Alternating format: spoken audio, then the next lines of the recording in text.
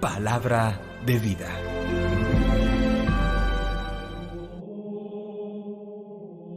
De la profecía de Ezequiel, capítulo 18, versículos 25 al 28.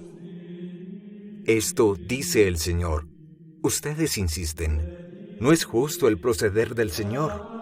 Escuchen, casa de Israel, ¿es injusto mi proceder? ¿No es más bien su proceder el que es injusto? Cuando el inocente se aparta de su inocencia, comete la maldad y muere. Muere por la maldad que cometió. Y cuando el malvado se convierte de la maldad que hizo y practica el derecho y la justicia, él salva su propia vida. Si recapacita y se convierte de los delitos cometidos, ciertamente vivirá y no morirá. Palabra de Dios. Te alabamos, Señor. Salmo 25. Recuerda, Señor, tu ternura. Señor, enséñame tus caminos, instrúyeme en tus sendas, haz que camine con lealtad. Enséñame, porque tú eres mi Dios y Salvador, y todo el día te estoy esperando. Recuerda, Señor, tu ternura. Recuerda, Señor, que tu ternura y tu misericordia son eternas. No te acuerdes de los pecados, ni de las maldades de mi juventud. Acuérdate de mí con misericordia por tu bondad, Señor. Recuerda, Señor, tu ternura. El Señor es bueno y es recto, y enseña el camino a los pecadores. Hace caminar a los humildes con rectitud, enseña su camino a los humildes. Recuerda, Señor, tu ternura. De la carta del apóstol San Pablo a los Filipenses, capítulo 2, versículos 1 al 5. Hermanos, si quieren darme el consuelo de Cristo y aliviarme con su amor, si nos une el mismo espíritu y tienen entrañas compasivas, denme esta gran alegría. Manténganse unánimes y concordes con un mismo amor y un mismo sentir. No obren por rivalidad ni por vanagloria, considerando por la humildad a los demás superiores a ustedes. No se encierren en sus intereses, sino busquen todos el interés de los demás. Tengan entre ustedes los sentimientos propios de Cristo Jesús. Palabra de Dios. Te alabamos, Señor. Del Santo Evangelio según San Mateo, capítulo 21, versículos 28 al 32. En aquel tiempo, dijo Jesús a los sumos sacerdotes y a los ancianos del pueblo: ¿qué les parece? Un hombre tenía 2 hijos. Se acercó al primero y le dijo: Hijo, ve hoy a trabajar en la viña. Él le contestó: No quiero. Pero después se arrepintió y fue. Se acercó al segundo y le dijo lo mismo. Él le contestó: Voy, Señor. Pero no fue. ¿Quién de los 2 cumplió la voluntad de su padre? Contestaron: el primero. Jesús les dijo: En verdad les digo que los publicanos y las prostitutas van por delante de ustedes en el reino de Dios, porque vino Juan a ustedes enseñándoles el camino de la justicia y no le creyeron. En cambio, los publicanos y prostitutas le creyeron. Y aún después de ver esto, ustedes no se arrepintieron ni le creyeron. Palabra del Señor. Gloria a ti, Señor Jesús. Jesús mantenía frecuentes conversaciones con los sumos sacerdotes, los escribas, los fariseos, y en el fondo, buscando evitar la confrontación, narraba historias, contaba anécdotas, dejando siempre una enseñanza a sus oyentes, a sus interlocutores. En el fondo, es el viejo sistema: yo le hablo a Pablo para que escuche Pedro. ¿Cuántas veces en la vida le hablamos a una persona dentro del hogar, la familia, para que otra escuche? Pero se lo decimos de manera indirecta, porque el mensaje que llevamos es tan fuerte, tan contundente, que si lo manifestáramos de manera directa, encontraríamos controversia, confrontación y conflicto con aquella persona de la familia a quien queremos dirigir un mensaje. Hoy Jesús narra a los sumos sacerdotes y a los importantes líderes religiosos de su tiempo la historia de un hombre que tenía 2 hijos. Ambos son invitados a trabajar en la viña del Señor. El primero le dice que en efecto no quiere ir a trabajar, pero luego con su vida recapacita, piensa en el amor de su padre, en su compromiso de vida y va a trabajar. Por el contrario, el segundo hijo le dice prontamente con sus palabras: voy a ir a trabajar en tu viña, pero sus buenos deseos solo se quedan en palabras y no en hechos de vida.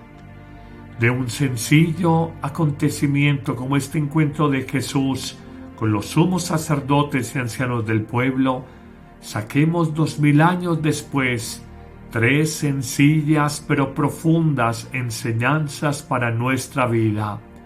La primera: cuidado con instalarnos en una falsa espiritualidad. Cuidado con decirle sí a Dios con los labios, con nuestras palabras, pero con la vida y con el corazón le decimos no al Señor.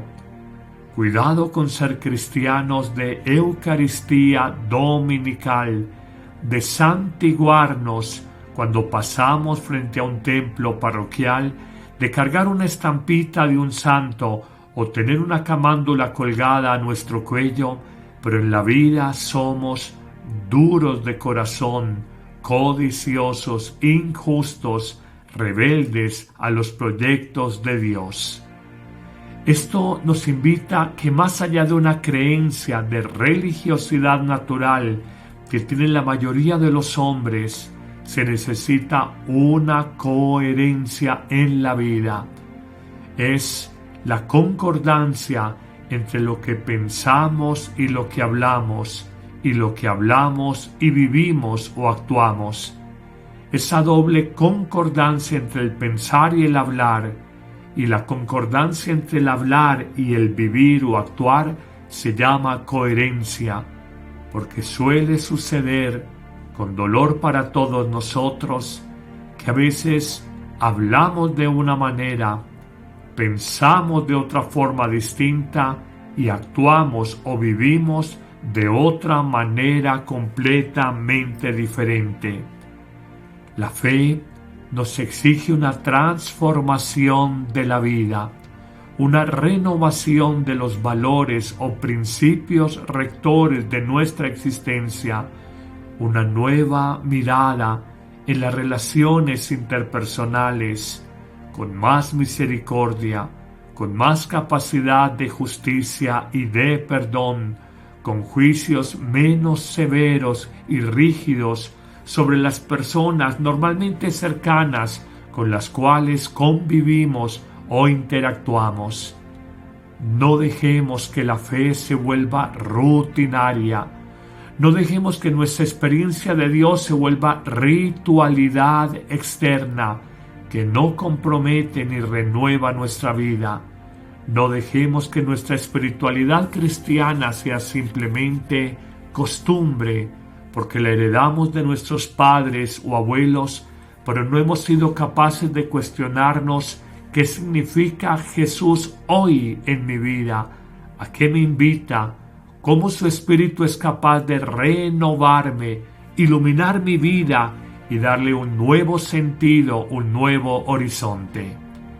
Pero hay una segunda verdad: las cosas en la vida no son como parecen.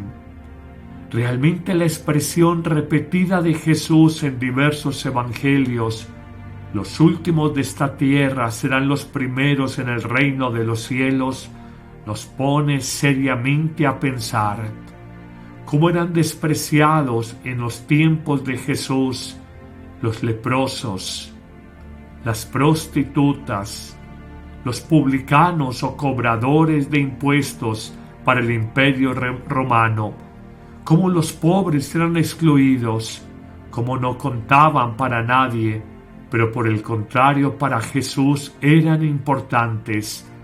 Toca de manera personal al leproso para sanarlo, se sienta a la mesa con publicanos y cobradores de impuestos, se acerca directamente y permite que lo haga la prostituta y enjugue con sus lágrimas precisamente sus pies.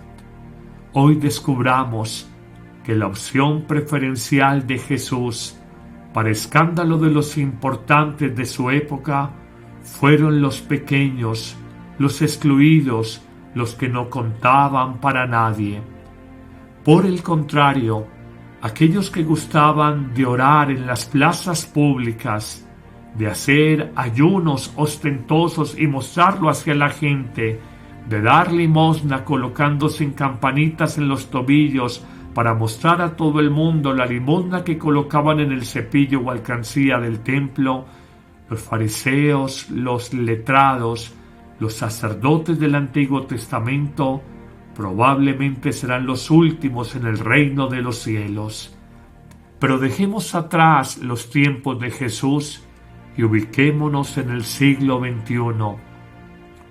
Hoy los migrantes, hoy los pobres, hoy los de piel oscura, quizás no cuentan en las revistas de farándula, no están en los magazines de moda, no están en las grandes redes sociales como influenciadores de opinión pública. Hoy rendimos pleitesía a los poderosos económicos, políticos, empresariales, deportivos y de farándula. Y quizás nos vamos a llevar grandes sorpresas, porque esos que hoy consideramos señorones en esta tierra, quizás no alcanzarán el reino de los cielos.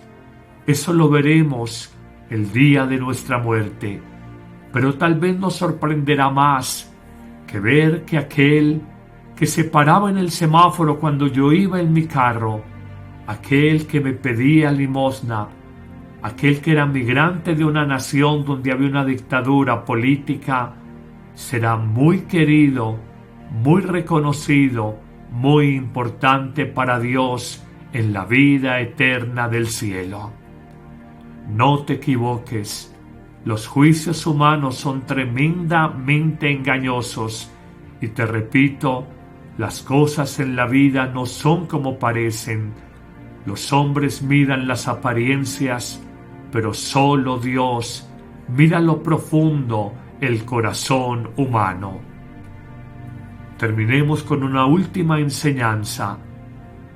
Para Dios, solo cuenta decirle sí con la vida y con los hechos. De las abuelas aprendimos esta expresión: las palabras vuelan y el ejemplo arrastra. Y con Jesús recordamos lo que Él decía a los suyos: no todo el que me dice Señor, Señor, entrará en el reino de los cielos, sino aquel que hace la voluntad de mi Padre, ese sí que podrá entrar en el reino de Dios. Hoy descubre la radicalidad de esta enseñanza. No son tus buenas intenciones, tus buenos propósitos los que te dan la salvación, sino la respuesta con una vida en justicia, una vida en misericordia, una vida en solidaridad con los demás, una vida en amor con todos, la que te abrirá las puertas del reino de los cielos. Muchos pueden hablar, pocos realmente viven. He ahí la gran diferencia entre una fe cristiana teórica y una fe católica actuante, operativa, transformante de nuestras vidas. Que el Señor te bendiga en abundancia en este día, en el nombre del Padre, y del Hijo, y del Espíritu Santo. Amén. Novena a San Miguel Arcángel. Los ángeles son mensajeros de Dios que cuidan y guían nuestras vidas. Vive con nosotros la novena preparatoria a la fiesta de los santos arcángeles. encomendándonos de manera particular a San Miguel, príncipe de la milicia celestial y gran defensor de nuestra Iglesia. Acompáñanos a partir de este lunes 21 de septiembre, en vivo, a las 7 de la mañana, por nuestros canales YouTube y Facebook, Padre Carlos Yepes. Te esperamos.